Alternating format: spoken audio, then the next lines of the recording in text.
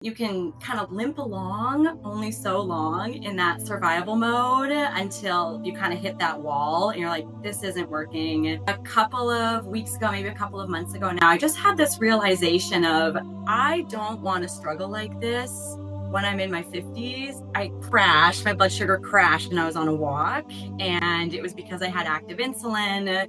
It was hot, just kind of everything was going wrong at one time. And like 20 years into this, I should know what's going to happen to my blood sugar after you've tried and failed. And like, that's harsh language. But when you try and fail, you're not failing, but you might feel like you are. There's only so many times that you can do that. And I couldn't do it again. I didn't want to feel that failure. And I knew that I had to get that help from someone who has figured, like, more or less really figured it out, and being able to adapt what you know to other people's lifestyles. Yeah, a lot of my concerns, I had a lot of mental blocks is what I'm kind of realizing. And I would see your blood sugar and like your training, and I was so impressed, and I was just like floored that you could do this, because I'm just limping along on my little 8-mile runs, and you're out there like just nailing it. Before the macros, before the perfect pre-bolus, there's the battle no one talks about. The invisible weight, the constant fear of getting it wrong. See, the exhaustion that doesn't show up in your labs, but it wrecks your life. In today's story, you'll hear from someone who hit that wall, who nearly gave up, and then found a new way forward. See, what pulled them out of that spiral wasn't a new CGM or insulin pump or food plan, and it might be exactly what you need too. Well, Lindsay, excited to have you on today. Thanks for taking some time to share your story, because it is incredible. Super pumped to get into it. But before we jump in fully, can you give the audience maybe a little bit of background on your story? How long have you had type 1 diabetes? Are you using a pump or pens? Like, what's that backstory look like for you? Yeah, I was diagnosed at 12, at that weird autoimmune age as you're just getting into your puberty.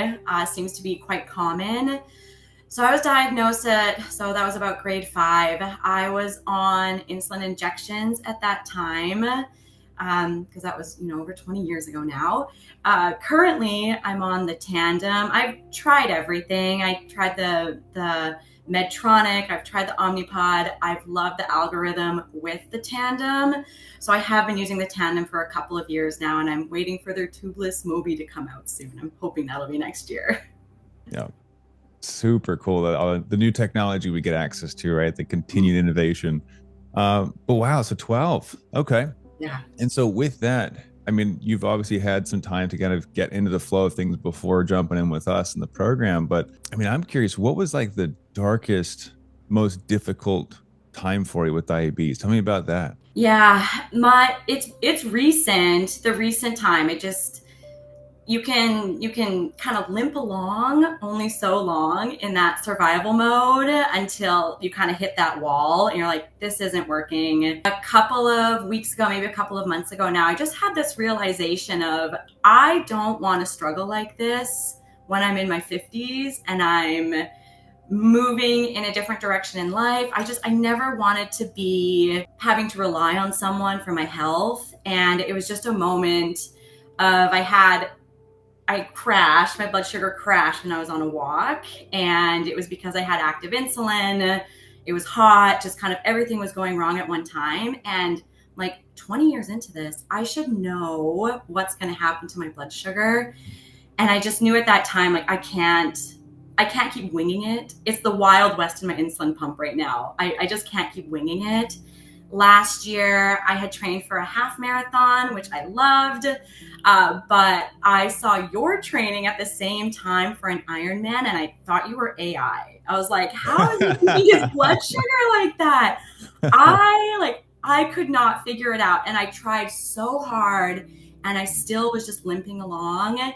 And I'm like, well, if Matt can do it, he's found a way to do it. I've seen other people online that I've just blown away at their blood sugar control. And I thought, why not me? So it was just the time to make that step and be like, I can do this too. Absolutely. And I think that's a critical piece of the puzzle for a lot of people is, why not me? Why can't I have control? right? Why does it have to be limited to the people on social media or whatever else you're seeing online, right? And so, I mean, with that moment, maybe even before you had that realization that you were going to get help with it, what was it like for you, like mentally trying to figure it out on your own? Draining, very, very draining. And I kind of would trick myself in that I would try really, really hard for a couple of days. I'm like, oh, I got this. Everything is fine. I know how to manage my diabetes. No big deal. And then I'd hit day 3 or day 4 and I'm hungry and I'm tired of looking at my pump and I'm tired of limiting walks. I'm just burnt out after 2 or 3 days, and you just crash and burn for the next couple of days after that. And I can't be on that roller coaster anymore of tricking myself like, no, I got this. I know what's happening. And just to know that, well, in 3 days, I'm going to hit a wall and there's going to be something that I want to do or something I want to eat or something to do with my friends. And I just don't want to be in that position where I'm limiting myself because of my diabetes. So this has been, yeah, we're getting off the roller coaster. Yeah. Well, and I think that's a huge thing that people struggle with is, and without even knowing it, is this restriction. You said limiting my walks, right? And I used to do this too, where it's like, I want to go for a walk. Let's look at the blood sugars. Ooh, they say no, right? Because it's like there's in the 70s and there's insulin on board. Can't go for a walk. It's like there's so much restriction. Or I would say labeled as strategy, right? Where it's like, I'm going to strategically not eat pasta with my family because that's healthy. And it's like, how many times are you going to pretend that it was strategy when really it's just you not living your life? Yeah, Right. you're just tricking yourself. That's a huge distinction. And I mean, with that, you've put the effort in. I know you weren't like calling me on your deathbed. You're like, I'm good enough, right? But like, I don't like how I have to put all this effort in and I'm restricted. And then you decided to obviously book a call with my team and I and see if we could help. So what was it like? You mentioned you thought that I was AI, which is hilarious, but I totally get it because it's everywhere. Yeah. I'm sure there was some level of skepticism, some guy on the internet, right? What was that like for you? And what concerns did you have before signing up for that call? Yeah, a lot of my concerns, I had a lot of mental blocks, is what I'm kind of realizing. And I would see your blood sugar and like your training, and I was so impressed. And I was just like floored that you could do this because I'm just limping along on my little 8 mile runs, and you're out there like just nailing it. So I had a lot of those mental blocks saying I was giving myself excuses of, well, he can do it because of this, he can do it because of that. And I was really, again, limiting myself and not understanding my full potential that, yeah, diabetes is hard. Yes, bodies are hard. Yes, being a female with diabetes is hard, but that doesn't stop you. That doesn't mean that you can't do it, you can't figure it out.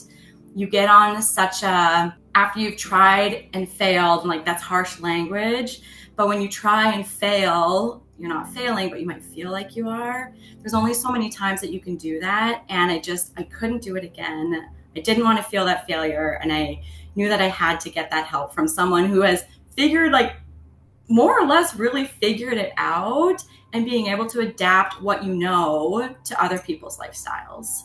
Right. And I think you've seen in the group too, it's not all Ironman athletes and marathon runners. It's like mostly people who just want to live their life again, be Yes. healthy and happy and spend time with family without blood sugars messing up the plans, which I think is beautiful. I love working with athletes, but more so it's people just, I mean, I say like us now because I'm not currently training for the crazy stuff, but just trying to live your life. I've got a toddler. I want to hang out with her and not have a low blood sugar ruin that. So you mentioned the mental blocks though, and I wanted to touch on that because I know we've had discussions and coaching about like how that's been a big, I would say, hurdle that you've overcome, a big step in the right direction. So can you tell me a bit about that? Yeah, I didn't realize even the mental blocks that I had. And I think because you incrementally make changes and you incrementally are not getting the results. But I think because it happens so incrementally, that mental block just develops over time. And I didn't even realize that I was holding myself back from that blood sugar control of, we had talked about the psychology of pre-bolusing and why it can be scary and why it Right. shouldn't be scary. So it's little tricks like that that I didn't even realize that I was holding myself back with on having that good control. I also have kind of an old mindset on diabetes control where, oh, I go to my endocrinologist and they look at my blood sugar as a snapshot and they say, oh, just adjust your basal. I'm like, oh, okay, I just adjust my basal. That's not the solution. And knowing that just adjusting your basal, I thought, oh, I'll just increase my basal. I'll just increase my basal. And now here I am, a month into this program. I've cut my basal down in half. I'm not scared of it. And I know how to move forward on when we talk about trends and patterns on what that's going to look like. And one of my biggest mental blocks, and this is a symptom of just the lifestyle that I live, because I am very busy. I love my job. I get to travel. I get to do things with friends. But a symptom of that is I don't have great routine. And one of those mental blocks was, well, what's the point? I don't really know how my blood sugar is going to respond. I can't keep to a routine. All these excuses that I would give myself. And now that I've been in the program, I've been keeping to a routine. My blood sugar hasn't been holding me back from that routine. And it's been feeling really good. So the mental blocks are lifting because of that awareness of what exactly is blocking me and causing me to put my own brakes on. But then also those little successes and big successes really increase that confidence to just keep going and like, no, Lindsay, you got this. I love that. Well, and that's a huge, I think, overlooked area. The mental blocks, the pieces that are holding us back without us knowing it. Yeah, I'm trying harder. Why isn't it working? And like the psychology of the pre-bolus, right? People who are nervous around lows, like myself, I used to be terrified of lows. I wouldn't pre-bolus because why would you give insulin a head start, right? It's going to make you go low. It's like, oh, no, it's not if you do it right, you know? So I love that you brought that up because a lot of people don't talk about the mind and the mind's role in diabetes management. But we have talked a bit here about kind of you making progress. So tell me about the moment you realized the program was working for you. What was that moment like? The moment, it was very, very positive, but I do want to bring up that it was very humbling for me, this whole process, because it hasn't just been one moment of, wow, this is it. It's been those little wins that I'm hitting every day that really make me feel like I can have control over this. The reason I say it's humbling is because I expected like big shifts and it's going to happen overnight and we're going to do this and you're going to give me the formulas and it's going to be just overnight, everything is good. And it hasn't been, it's taken time to understand myself. And that's why I say it's been so humbling and not this big overnight fireworks moment, because I thought I understood myself and I thought I understood my body and I thought I knew what I was doing and I'm in control. I can go for a couple of days and maintain that control. But the reality is it really was the Wild West in my insulin pump. And it was just basic everyday survival. So my big moment has been that, wow, I can do my basal testing. Turns out I can actually fast. That was a big mental block. It's not scary, it's doable. And to see how my blood sugar changes after you get through that waiting period when you don't have your insulin on board and you're just kind of coasting, seeing where it goes. That little moment was so impactful to me because that was the time that I can see the patterns. I can see the trends that's going on. I'm not relying on a Wild West insulin pump or an endocrinologist who has this one snapshot in time to look at. It's like, I can see this and I can make those changes. Right. Well, and something else you mentioned I want to draw attention to, which is that we have heard things in the past that might not be true anymore, right? Rules for diabetes. Like you said, you didn't think you could fast. Like that's not allowed. It's not possible. And then it's like, wait, I just did though. And then, you had this moment, it's like, I didn't die. And not only did I not die, it was pretty stable. So I think that's important too, is questioning the things that we've been told for some of us 10, 20, 30 years ago plus, right? and wondering if there is better, if there is something new that enables us to have control, right? So amazing. But also, you mentioned a couple of different things about making progress. Obviously, you're still in the program, so we're still getting the formulas dialed in with you, which is what I love about this. It's a conversation of you in the process, not you on the other side where it's like everything's perfect. You're like, it's getting better, right? But with that, what have you noticed as far as improvements? Are there improvements in the numbers themselves yet, or is it more about the mental piece? Like where is that improvement showing up in your life? It's both, but the tangible improvements that I am seeing is looking at my clarity on my Dexcom clarity. I wrote down my stats on day one when I started. So I wrote down my stats.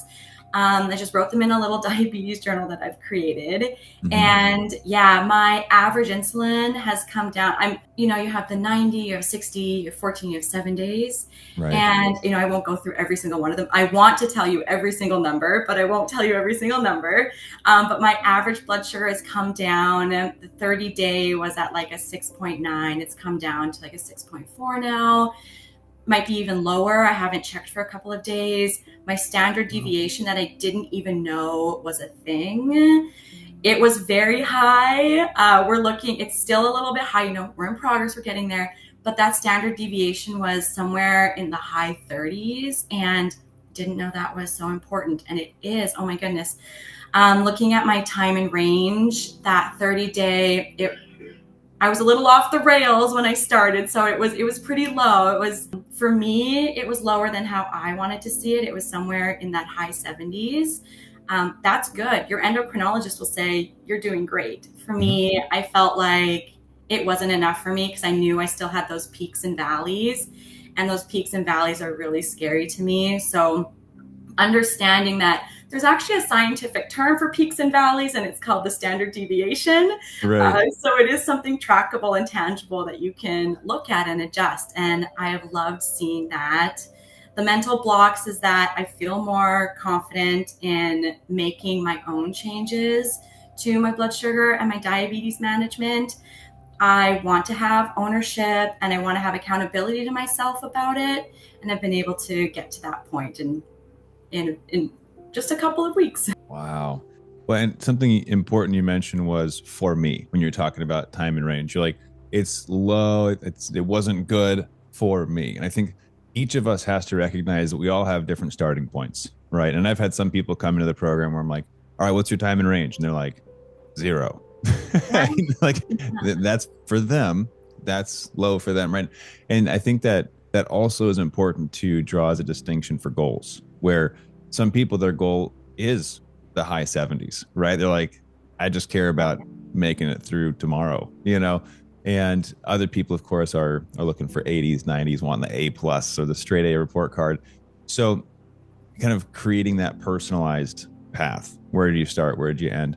So, and I'm curious for you, what does a straight A report card look like with diabetes? Is it just numbers tied in, or are you looking for more quality of life? What's the big goal at the end of this?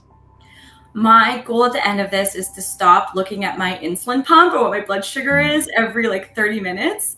I want to get to that predictableness, if that's the right word, for my blood sugar. You have a YouTube video, you talk about you went surfing and you looked at your blood sugar, you didn't really prepare, and you ate a granola bar and like totally nailed it again. And I want to be able to make those little and large differences in my diabetes management, that I can be more spontaneous to go do things.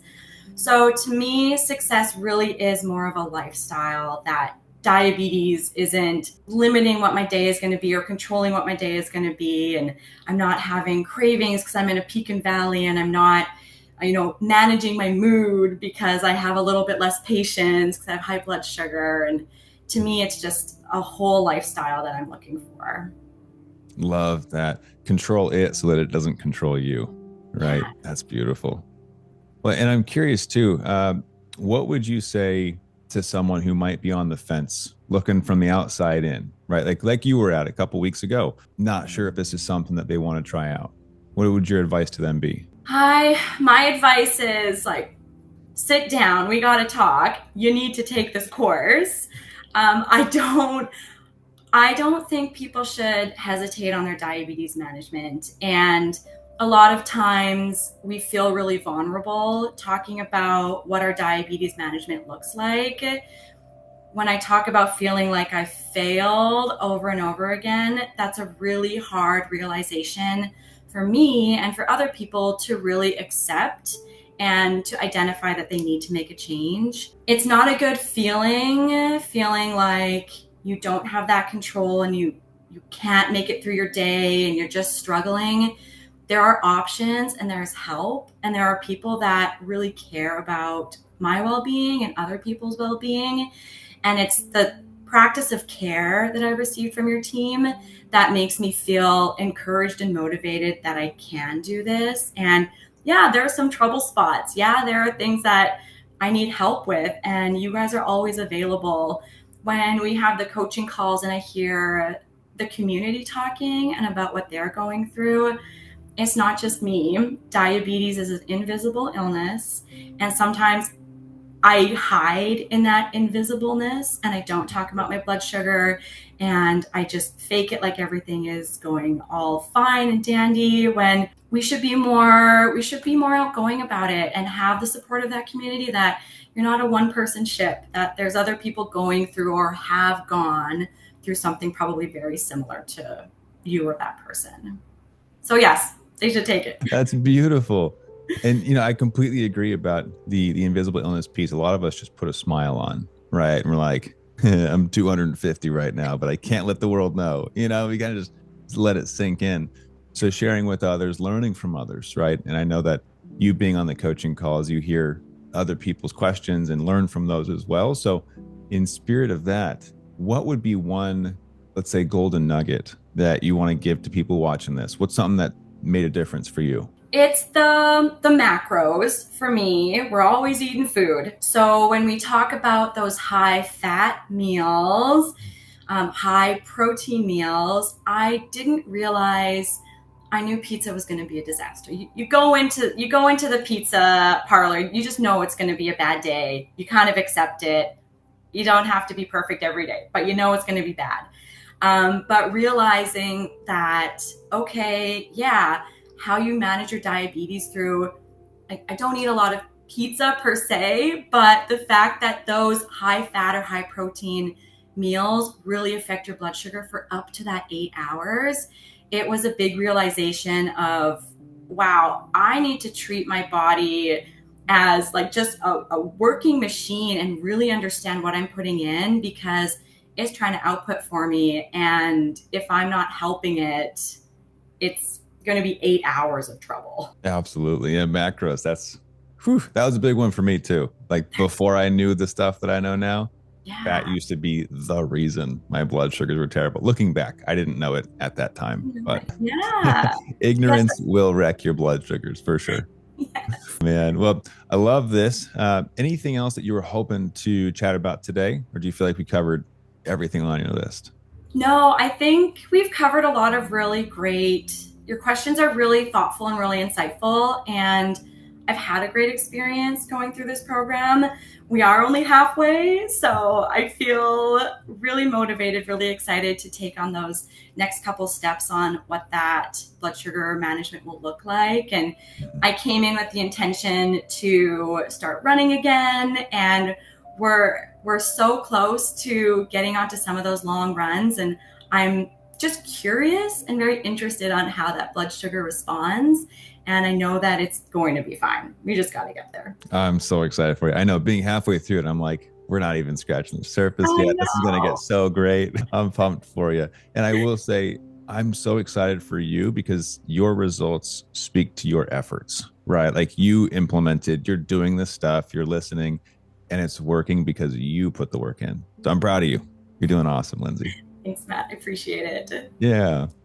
And for everybody else, I'm assuming Lindsay probably found us on the internet because she mentioned AI. So I'll give you guys a direction to go, and probably where Lindsay got her start too. We actually have a free training on blood sugar formulas, kind of introduces the ideas that Lindsay has been chatting about here. You can get that for free at diabetesinaction.com. we'll link it up in the description for you as well. But Lindsay, thank you so much for hopping in, giving us your time, and inspiring us. We appreciate you. Thank you. Looking forward to the next call. Yeah, absolutely. And everybody else, thanks for watching. Check out that training in the description. We'll see you guys next time, and keep up the fight.